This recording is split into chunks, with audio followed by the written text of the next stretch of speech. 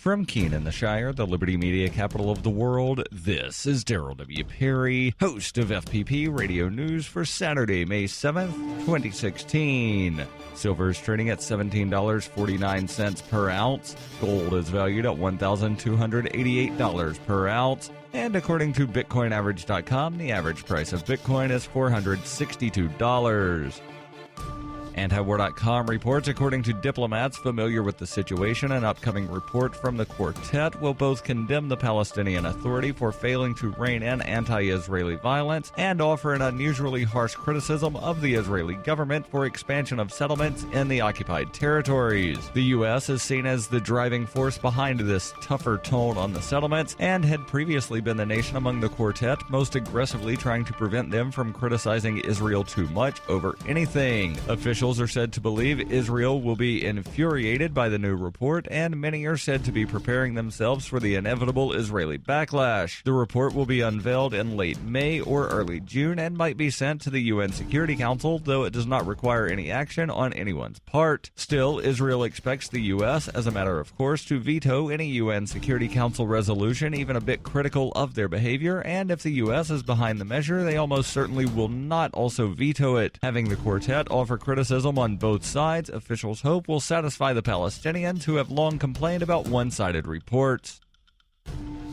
For nearly 40 years, Roberts & Roberts Brokerage has been a trusted source for buying and selling precious metals like gold and silver. They also take Bitcoin for precious metal purchases and have permanently removed the minimum purchase amount for all orders paid in the digital currency. Call Roberts & Roberts today for knowledgeable advice on buying and selling precious metals and a forward-thinking approach to new technologies. 800-874-9760 or visit online at rrbi.co.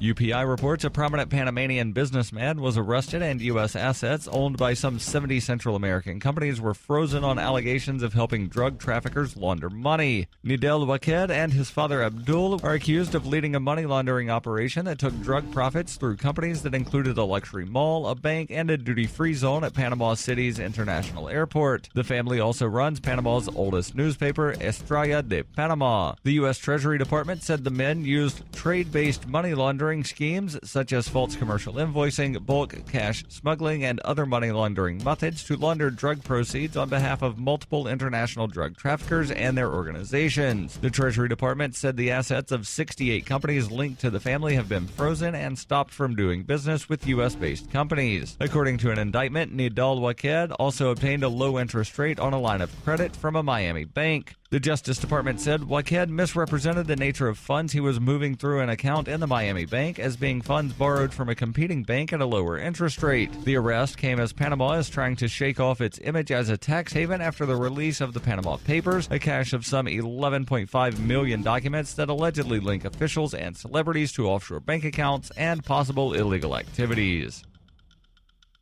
You can support FPP Radio by joining the Fans program. Fans are friends, allies, and numerous supporters. Fans help FPP afford to produce more original content. You can join the Fans program for as little as $3 per month through Patreon and get perks like ad-free versions of FPP Radio News and Peace, Love, Liberty Radio. To learn more or to join the Fans program, visit fans.fppradio.com. That's fans.fppradio.com.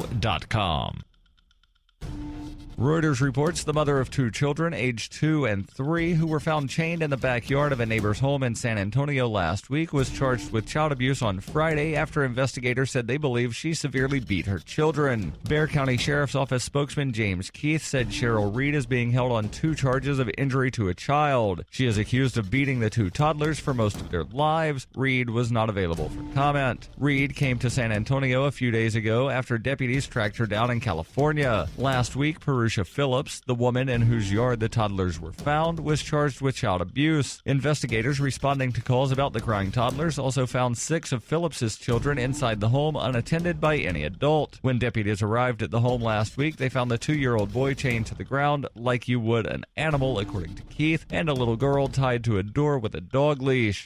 Phillips has not spoken about the charges. This has been FPP Radio News, online at fppradio.com.